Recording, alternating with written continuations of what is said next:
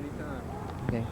We're speaking with Cardinal Gold Glove first baseman Keith Hernandez. And first of all, Keith, we keep hearing about what a great team effort the Cardinals have had this year and the great play of the reserve players. How has Whitey Herzog helped to instill a team spirit on the 1982 Redbirds? Well, I think that you pretty much hit it on the head. Everybody plays. He knows how to work the 25-man roster. I've been on clubs where, it's pretty much the starting 8 and maybe 1 or 2 reserves and the pitchers. This is the first time ever that I've seen a manager utilize every player.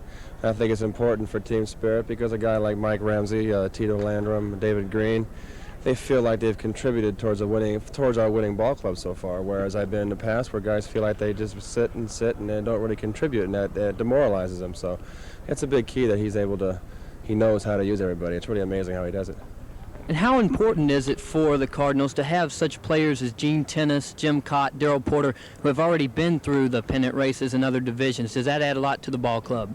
Well, I think yes, particularly with a guy like Cott and Gene Tennis, who have been through the World Series, and of course Darrell in the playoffs. It helps, but I think just a low-key attitude that they have, that they've been there. They see the players getting overconfident.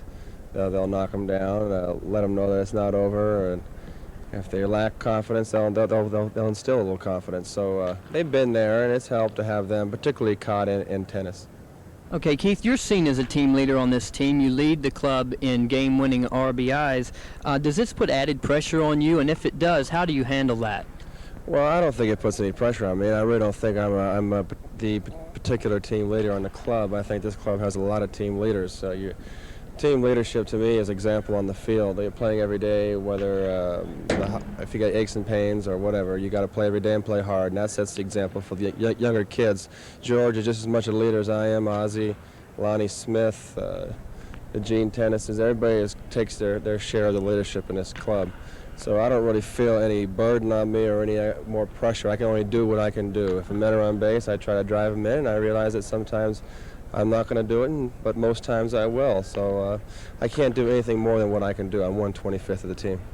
Okay, and does hitting behind George Hendrick help your batting a lot? Do you prefer the number 3 spot, and are you comfortable where you are? Well, I've always hit there. It doesn't really matter to me where I hit in the lineup.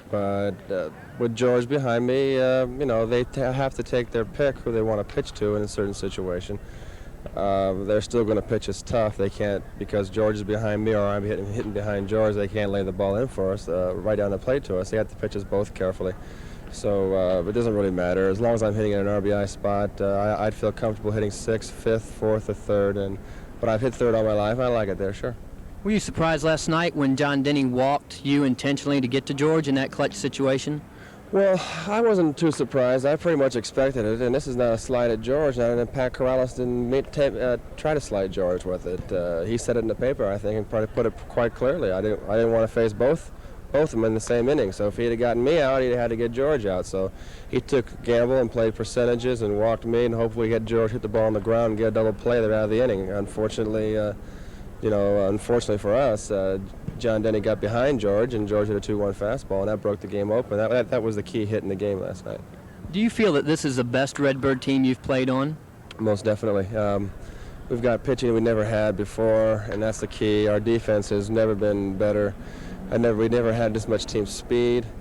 Maybe we've had better hitting ball clubs all the way around, but this club does the fundamental things, and this club right now by far is the best Cardinal club I've played on in my 8 years. And how about the fans supporting the Pennant Fever here in St. Louis? Isn't this a great lift to the ball club? Oh yeah, we want to win it for the fans. It's been a long time here, and it was great for us last night to come here and see 39,000 people here, and we were kind of curious to see what kind of fans we'd get here because we didn't draw really well that last homestand. It kind of put us down a little bit, but seeing the fans there, we went out and took infield. They gave us a standing ovation, that picked us up and gave us a big lift. So I know we got a big crowd tonight, and nothing we'd like better to do than bring a pennant here to St. Louis. Okay, thank you for being with us, Keith, and good luck to the Cardinals, hopefully in the playoffs and then again in the World Series. Okay, thank you. My pleasure.